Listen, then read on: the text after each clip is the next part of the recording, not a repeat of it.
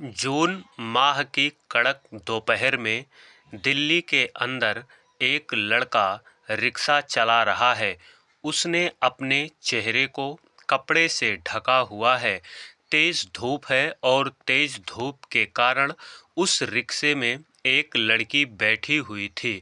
उसने भी अपने चेहरे को अपने दुपट्टे से ढका हुआ है। अब वह रिक्शा खींच रहा था। रिक्शा खींचते खींचते उसे बहुत तेज गर्मी लगती है। गर्मी से उसका मुंह सूखने लगता है। तो साइड में ही उसे एक पानी की टंकी दिखाई देती है जिस पर लिखा हुआ था शीतल पेयजल। तो वह रिक्शा वाला उस लड़की से कहता है कि मैडम, अगर आपको कोई दिक्कत ना हो तो मुझे बहुत प्यास लगी है, तो मैं जाकर यहाँ से पानी पी लूँ। तो लड़की कहती है कि ठीक है, मुझे कोई परेशानी नहीं है, तुम वहाँ पर जाकर पानी पी सकते हो। उसके बाद वह रिक्शा वाला रिक्शे से उतरकर वहाँ जाकर अपना गमछा चेहरे से हटाता है और पानी पीने लगता है। अब जैसे ही रिक्शे में बैठी हुई लड़की उसके चेहरे को देखती है तो देखते ही एकदम से वह लड़की बहुत हैरान, परेशान और थोड़ा सा दुखी सी दिखती है। अब इसके बाद वह लड़का दोबारा से अपने गमछे को चेहरे में लपेटकर उस रिक्शा पर आकर बैठ जाता है और उस रिक्शे को फिर खींचने लगता है। थोड़ी दूर आगे चलने पर लड़की अपने पास से एक छाता निकालती है और छाता निकालकर उस लड़के के ऊपर तान देती है। अब इसके बाद वह लड़का कहता है कि मैडम, आप परेशान ना हो, क्योंकि हमारा यह रोज़ का काम है। रोज़ ऐसे ही हमें तड़पती धूप में रिक्शा खींचना पड़ता है। लेकिन वह लड़की वहाँ पर कुछ बोलती है। वह चुपचाप उस छाते को उसके ऊपर फैलाए रखती है। जैसे ही उसकी मंजिल आ जाती है, उसे ट्रेन में बैठना था और रेलवे स्टेशन पर जाकर जैसे ही वह लड़का रिक्शा रोकता है तो वहाँ से लड़की उतरती है और उतरने के बाद उसे उसके किराए के पैसे देती है और अपने चेहरे से अपने दुपट्टे को हटाती है।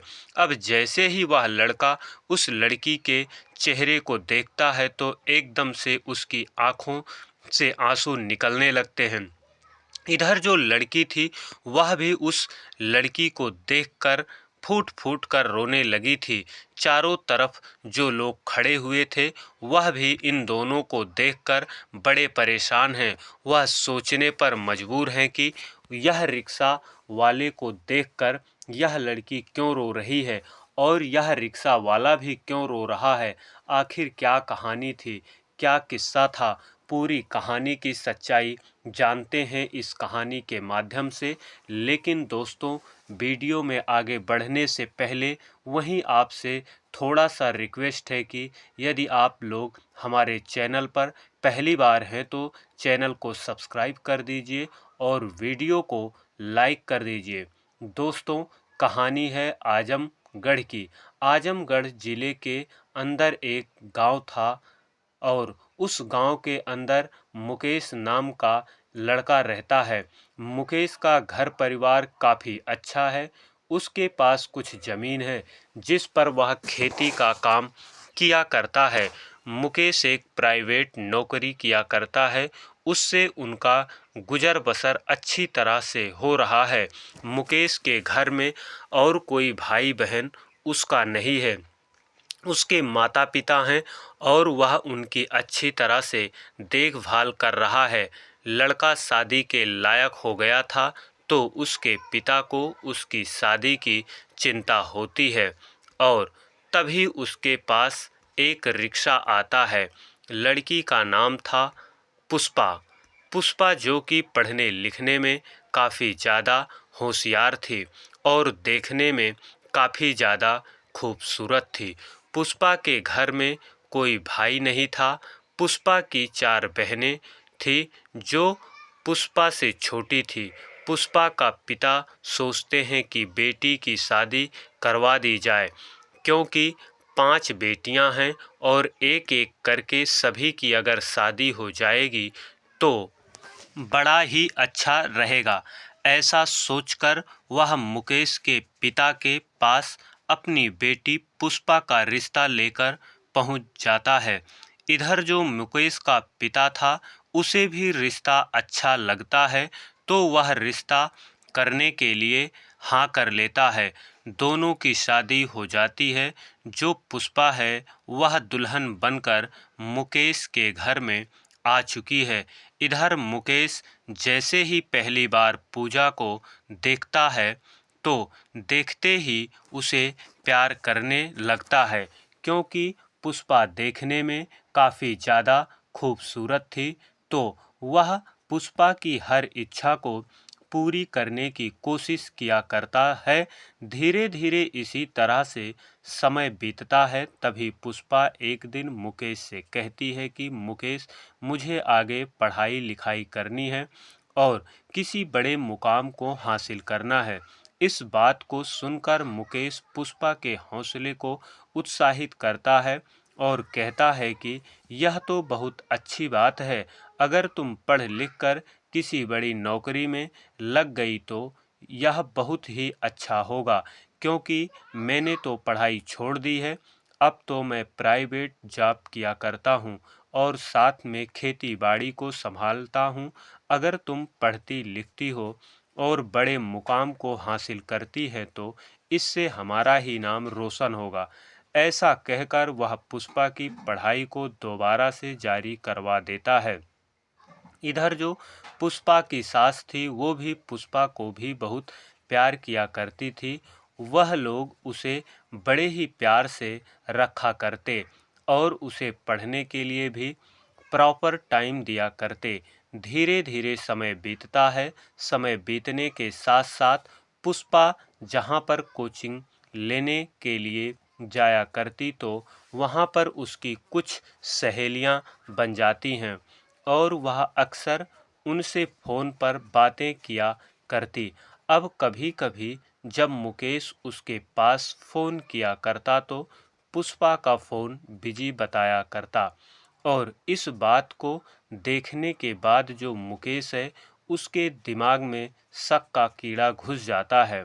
वह अपनी पत्नी पर शक करने लगता है कि यह किसी दूसरे लड़के से नाजायज प्रेम प्रसंगों में है। अब इस बात को जैसे ही उसकी पत्नी घर आती है तो वह उससे कहता है कि तुम्हारा फ़ोन बिजी कहाँ था। तो वह बताती है कि मैं अपनी सहेली से बात कर रही थी और उसी वजह से मेरा फ़ोन बिजी आ रहा था। लेकिन जो मुकेश है वह उसके दिमाग में केवल वही बात चल रही थी कि यह बहुत ज़्यादा खूबसूरत है और बाहर पढ़ने के लिए जाती है। ये ज़रूर ना किसी और के साथ नाजायज प्रेम प्रसंगों में है। अब ऐसा कहकर वो उसे दुत्कारने लगता है और बार बार उल्टी सीधी बातें उससे कहने लगता है। कहता है कि तू बाहर जाकर मुंह मारती है, तेरा घर में पेट नहीं भरता। अब यह बात पुष्पा को बड़ी ही बुरी लगती है, क्योंकि पुष्पा कहीं पर भी गलत नहीं थी। तो अपने पति से कहती है कि ऐसी कोई बात नहीं है।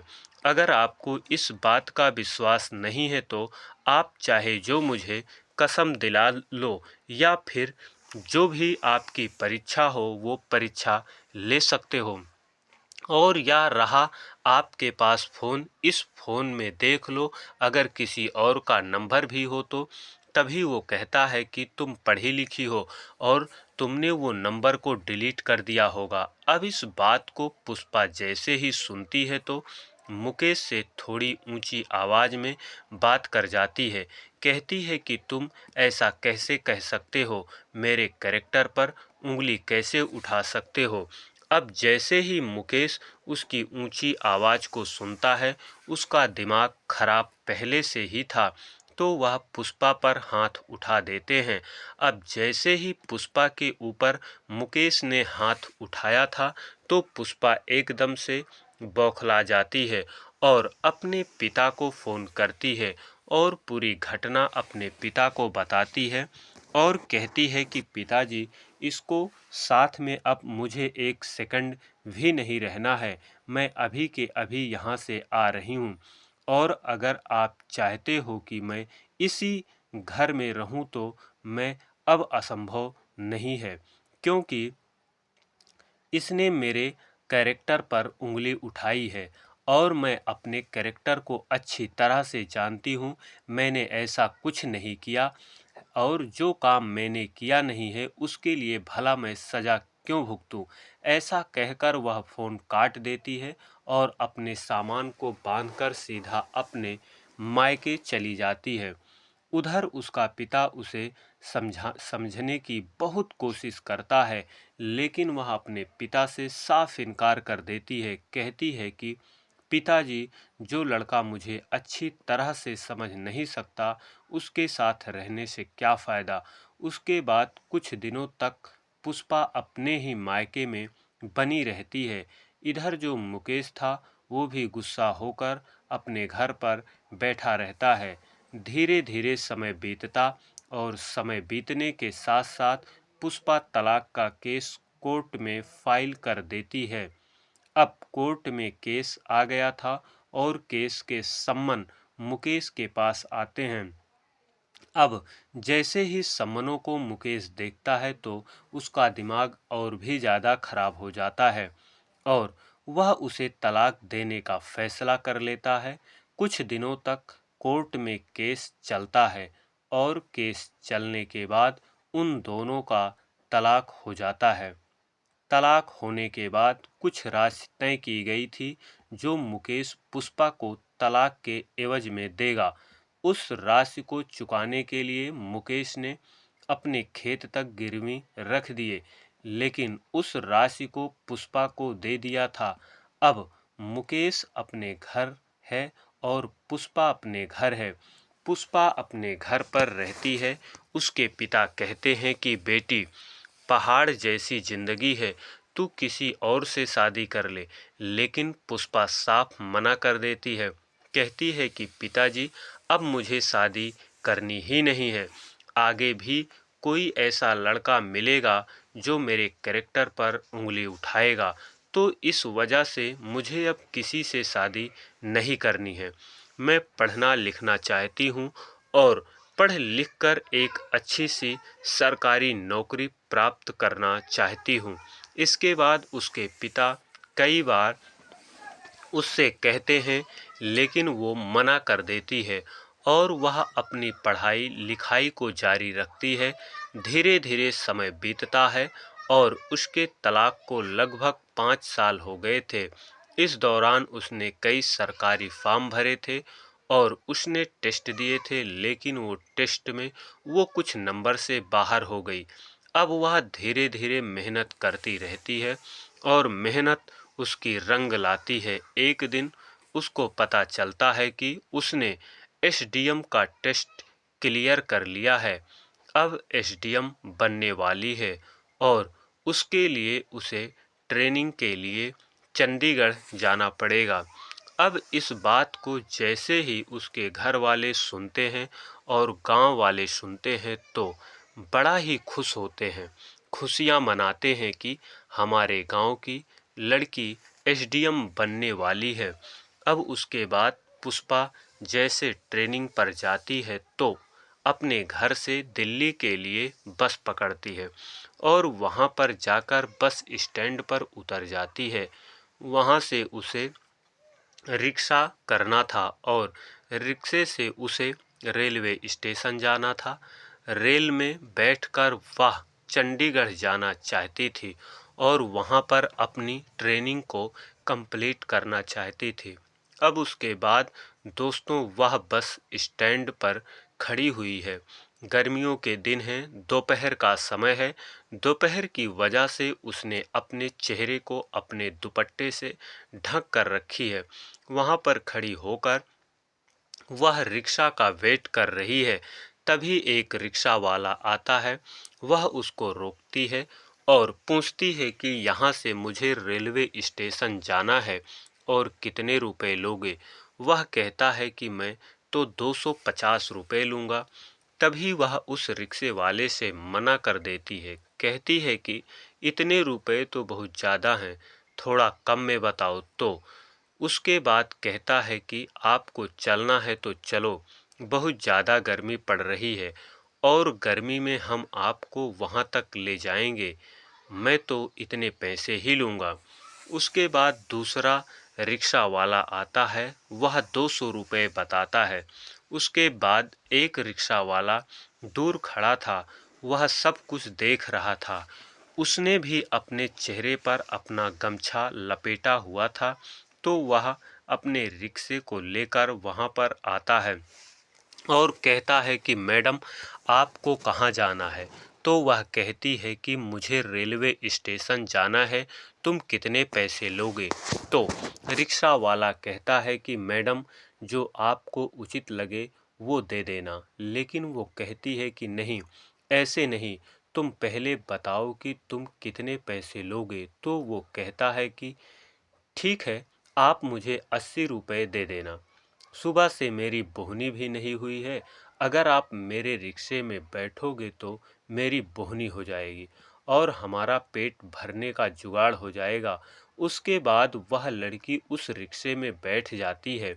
रिक्शा चालक, जिसने अपने चेहरे को गमछे से ढक कर रखा था, वह रिक्शा को चलाता है। बहुत तेज गर्मी पड़ रही थी। तभी रास्ते में उसे पेयजल की टंकी दिखाई देती है और वह उस लड़की से कहता है कि मैडम, अगर आप कहो तो मैं यहाँ से पानी पी आऊँ, प्यास बहुत तेज लगी है। तो पुष्पा कहती है कि कोई बात नहीं, आप पानी पी कर आओ। वैसे भी अभी मेरी ट्रेन को आने में काफ़ी देर है।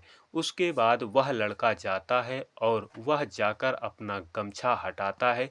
जैसे ही पुष्पा की निगाह उस लड़के पर पड़ती है तो उसके चेहरे को देखकर एकदम वो मायूस सी हो जाती है, एकदम उदास सी हो जाती है, अंदर ही अंदर रोने लगती है। उसके बाद वह लड़का वहाँ से आता है, अपने चेहरे पर दोबारा से गमछा लपेट लेता है और रिक्शा को खींचने लगता है। दोस्तों, वह लड़का और कोई नहीं, वही मुकेश था जिसने उसे तलाक दे दिया था। आज वह दिल्ली में आकर रिक्शा खींच रहा था। तभी वह थोड़ी दूर आगे चलता है तो पुष्पा अपने पास से छाते को निकालती है और उसको उसके ऊपर फैला देती है। जैसे ही छाता उसके ऊपर लगाया गया था तो उसको ठंडक मिलती है। तो वो कहता है कि मैडम, आप क्यों परेशान हो रही हो? हमारा तो ये रोज का काम है और रोज हमें इसी तरह से दोपहर में रिक्शा खींचना पड़ता है। अब उसके बाद जो पुष्पा है वो कुछ बोलती नहीं है, क्योंकि वो अंदर ही अंदर बहुत फूट फूट कर रो रही थी। धीरे धीरे उसकी मंजिल आ जाती है। जिस स्टेशन पर उसे पहुंचना था, वहां पर जाकर उसने रिक्शे को रोक दिया था और उसके बाद वह रिक्शे से उतरता है। तभी पुष्पा भी, क्योंकि एक रिक्शा वाला है और एक उसकी पैसेंजर है और दोनों एक दूसरे को देखकर खड़े खड़े रो रहे हैं। आखिर क्या बात है? तभी दोस्तों, जो पुष्पा है वो कहती है मुकेश से कि मुकेश, अगर तुम्हारे पास टाइम हो तो थोड़ी देर हम बैठकर बातें कर सकते हैं। क्योंकि पुष्पा के दिमाग में चल रहा था कि ऐसी क्या मुसीबत आ पड़ी जो इसे यहाँ पर रिक्शा खींचना पड़ रहा है। उसके बाद मुकेश उसके साथ जाकर एक जगह पर बैठ जाता है। स्टेशन के बाहर जो कुर्सियाँ बनी होती हैं उन पर जाकर वो दोनों बैठ जाते हैं और एक दूसरे से बातें करने लगते हैं। तभी पुष्पा मुकेश से कहती है कि मुकेश, ऐसी क्या मजबूरी आ पड़ी जो तुम यहाँ पर आकर रिक्शा चलाने लगे? उसके बाद मुकेश कहता है कि पुष्पा, यह सब तुम्हारी ही देन है।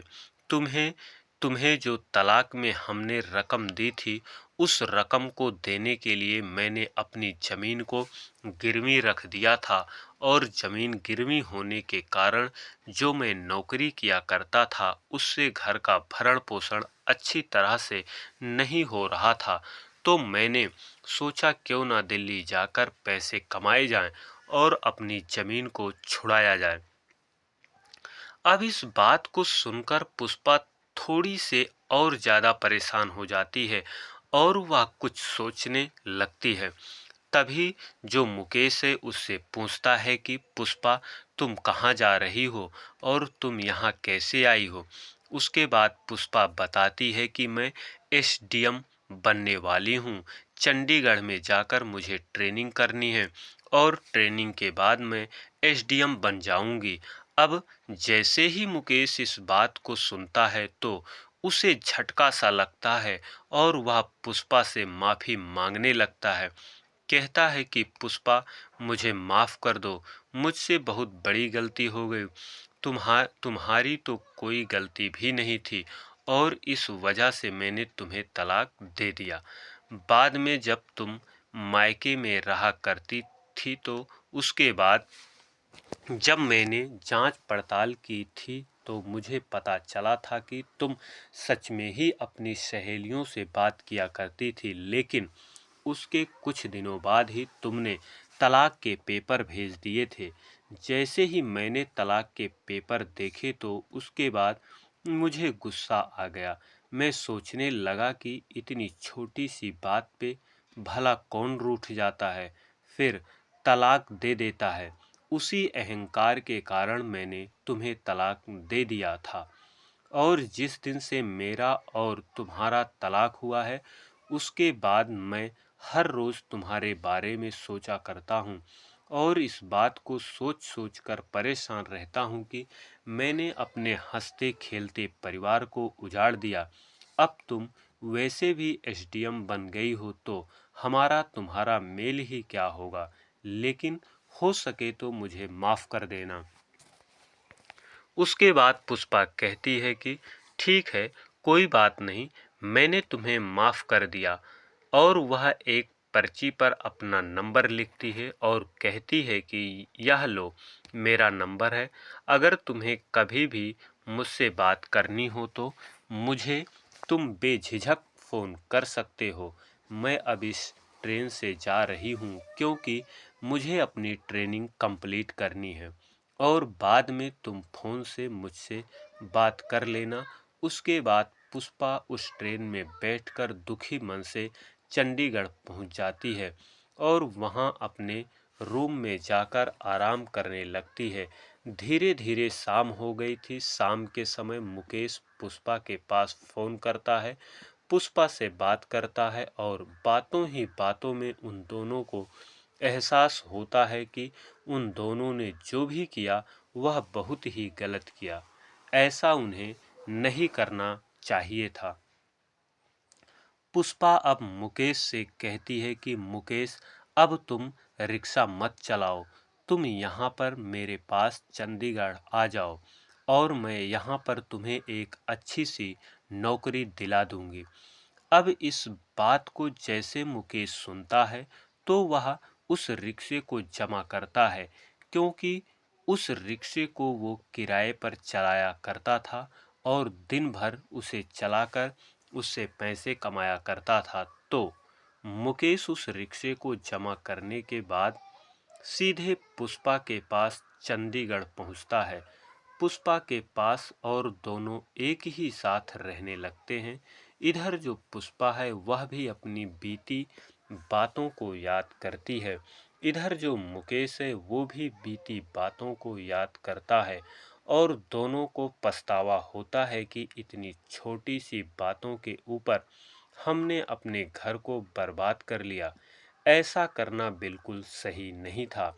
तो अचानक से दोनों एक दूसरे से कह देते हैं कि हम दोनों को अब शादी कर लेनी चाहिए। उसके बाद पुष्पा और मुकेश एक मंदिर में जाकर एक दूसरे से शादी कर लेते हैं और शादी करने के बाद वो दोनों अपने अपने घर वालों को बता देते हैं कि हम दोनों ने दोबारा से शादी कर ली है और हम दोनों एक दूसरे के साथ मिलजुल कर रहेंगे। उसके बाद पुष्पा की पोस्टिंग हो जाती है और पोस्टिंग होने के बाद पुष्पा मुकेश के साथ हंसी खुशी रहा करती है। अब कुछ दिनों बाद उन्हें एक बच्चा भी हो जाता है और उस बच्चे को लेकर वो लोग दोबारा से अपने गांव जाते हैं और वहां जाकर जो भी इस बात को सुनता है वह बड़ा ही खुश होता है, क्योंकि आखिरकार उन दोनों ने अपना घर दोबारा से बसा लिया था। अब पुष्पा अच्छा सा पैसा कमाती है और पैसा कमाने के बाद अपनी चारों बहनों की शादी बड़ी ही धूमधाम से करती है। वो लोग हंसी खुशी एक साथ मिलजुल कर रहने लगते हैं। तो दोस्तों, यह भी कहानी जहाँ पर एक परिवार पहले तो उजाड़ा और उजड़ने के बाद दोबारा से बस गया और हंसी खुशी वो लोग एक दूसरे के साथ रहा करते हैं। आपको कहानी जैसी भी लगी हो कमेंट सेक्शन में बता देना। बाकी दोस्तों, वीडियो अच्छी लगी हो तो वीडियो को लाइक, शेयर और चैनल को सब्सक्राइब ज़रूर करें। आप सभी लोगों का बहुत बहुत धन्यवाद।